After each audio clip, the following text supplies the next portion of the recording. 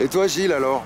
Alors, moi j'ai trouvé ça vraiment très intéressant pour Axel déjà, parce que Axel elle a un problème, bon elle gagne beaucoup d'épreuves et elle se classe souvent, donc ça on peut pas lui reprocher, mais c'est vrai que maintenant qu'elle est en train de passer un niveau, le rythme a une vraie répercussion sur le résultat, et là on a bien vu à la fin de cette séance que entre le premier parcours, le deuxième et le troisième quand elle galopait sans les obstacles, et même le deuxième avec les obstacles, toutes les foulées sortent bien quand elle est dans le bon rythme et qu'elle le tient.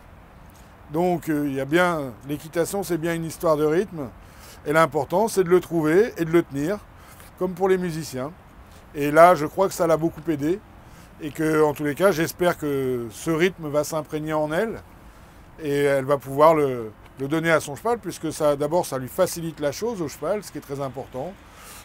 Ça lui simplifie vraiment ses zones d'abord, parce que dans le bon rythme, on est dans le bon équilibre, et ainsi de suite. Donc tout devient plus simple.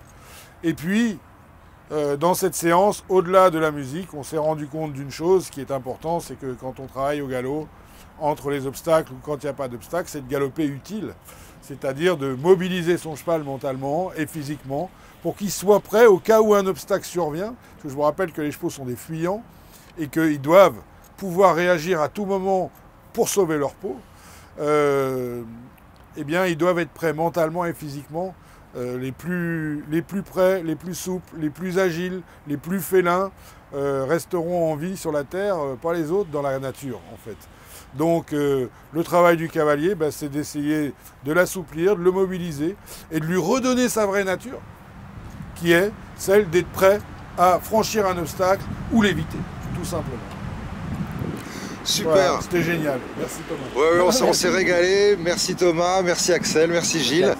À bientôt pour d'autres aventures musicales, mais pas seulement. Et sur Coach en direct lundi prochain. Voilà.